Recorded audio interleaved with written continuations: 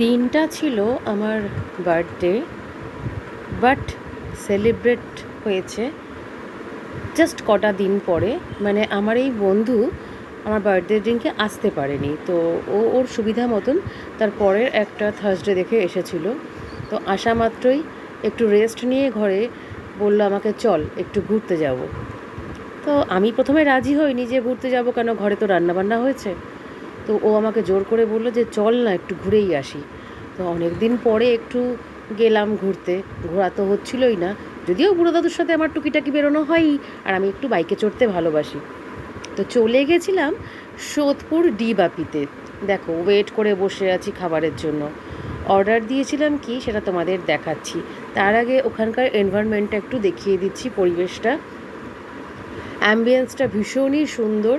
ঠিক আছে, জাস্ট মানে একটা হাইফাই বার যেরকম দেখতে লাগে, সুন্দর দেখতে লাগে, অ্যাম্বিয়েন্সটা ঠিক সেরকমই ছিল।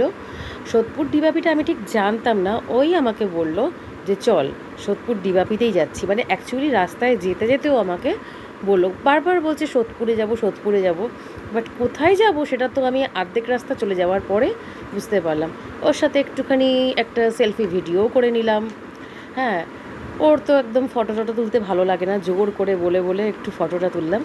তো চলে আসলাম আমরা কি অর্ডার করেছিলাম সেটা তোমাদেরকে দেখাতে। কড়াই পনির। আমি কি বলবো তোমাদেরকে, আমি কড়াই পনির অনেক রেস্টুরেন্টেই খেয়েছি, বাট এই রকম টেস্ট, এত মানে দুর্দান্ত টেস্টের কড়াই পনির মানে আমি ফার্স্ট টাইম মনে হয় খেলাম।